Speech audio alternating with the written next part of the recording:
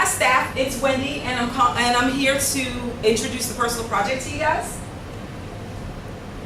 The Personal Project has multiple components. It has an actual product, so what it is that the students are creating. It has a process journal, which basically means what are the steps that I'm going to go through and reflecting as I go through the steps. And then the actual report, which outlines the goals of the project as well as the research that goes along with it. So everybody asks, what does the Personal Project look like? Well, the Personal Project looks like lots of different things. So I'm going to show you 2 examples of personal projects that I saw the last time I went to a personal project fair. This is a student who decided that what he was going to talk about was the impact of exercise on brain activity.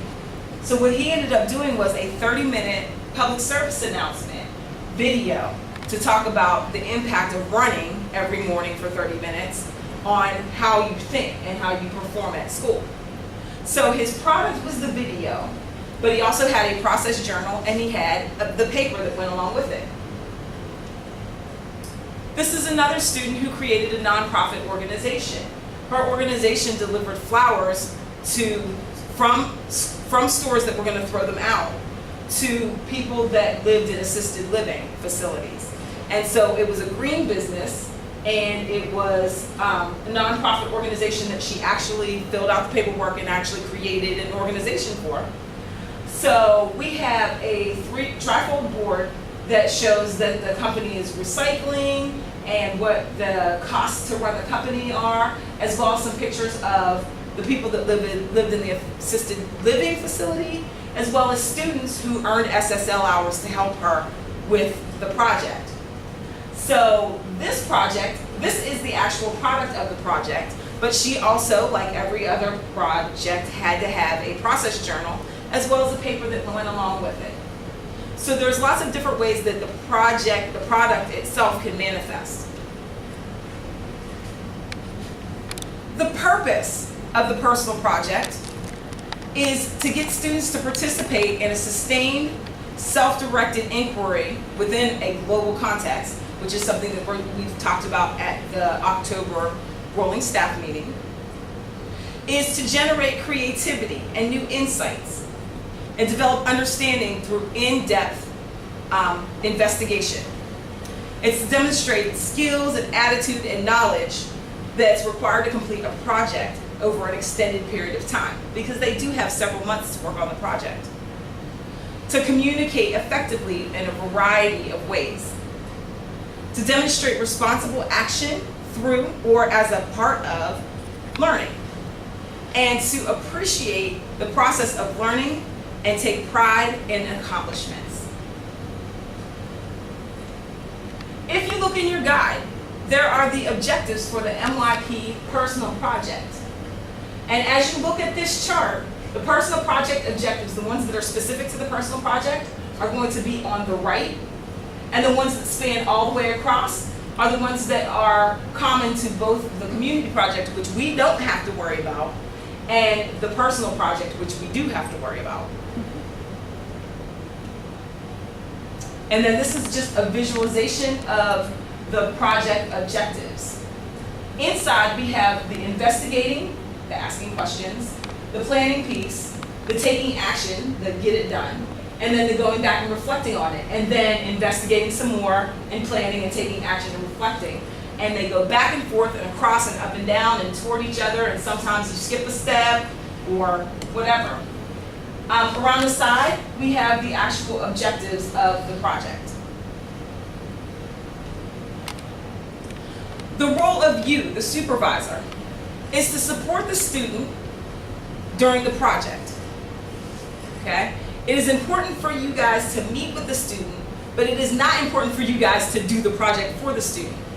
Okay? Sometimes you do have to drag a student along the process, but it's not your job to do the project for them. Your responsibility is to make sure that the project is legal, that they are not plagiarizing, that they are not doing things that are dangerous to themselves or to other people, that they are not violating confidentiality or human rights issues or animal welfare issues or environmental issues. They provide guidance to students in the process while they're completing the project. They confirm the authenticity of the work submitted so that you guys make sure that the students are submitting their own work. You will assess the project using the criteria in the guide. It'll be a rubric just like all of the other NYP rubrics. You participate in the standardization of the assessment process that we're going to establish and provide personal project grades to me. Okay. Students will have received information and guidance that includes guidelines about the NYP project, a timetable with deadlines. For the 2014-2015 school year, the projects are due on February 2nd, unless we have the snow like we did last year. Assessment criteria for the project, advice on how to keep and use a process journal, importance of personal analysis and reflection, formative feedback, and requirements for academic honesty. Students will be receiving or have already received a packet that looks like this. And in the packet are the steps to kind of complete most of this project. There are things that they're going to need to add to it, especially to the process journal and the reflection, but this is mostly what they'll need to be able to complete their project. The process journal is personal to the student in the sense that he or she is exploring ways to record the process. They're not restricted to a single model of recording the process. They can draw diagrams, they can make pictures, they can write, they can do charts. However, the student's responsible, through his or her use of the process journal, for producing evidence of addressing the 4 objectives to demonstrate achievement in the highest levels of the criteria. In other words, they need to make sure that they're showing that they're paying attention to the criteria chart.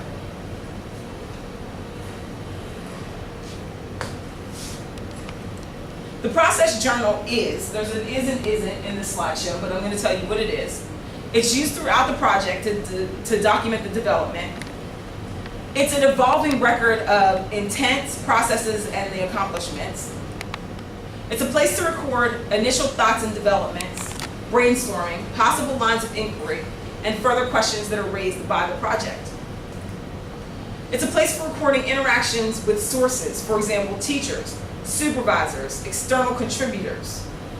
It's a place to record selected, annotated, and or edited research, and to maintain a bibliography. So they do have a research paper component, sort of.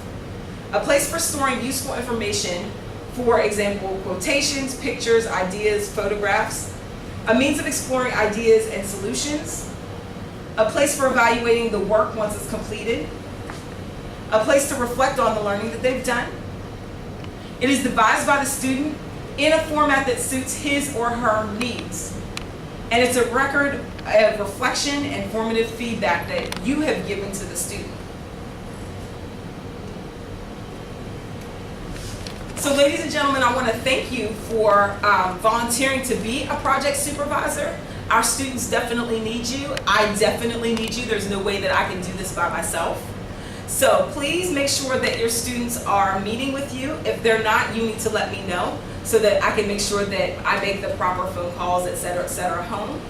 But they should be meeting with you. You should be dragging them through this process.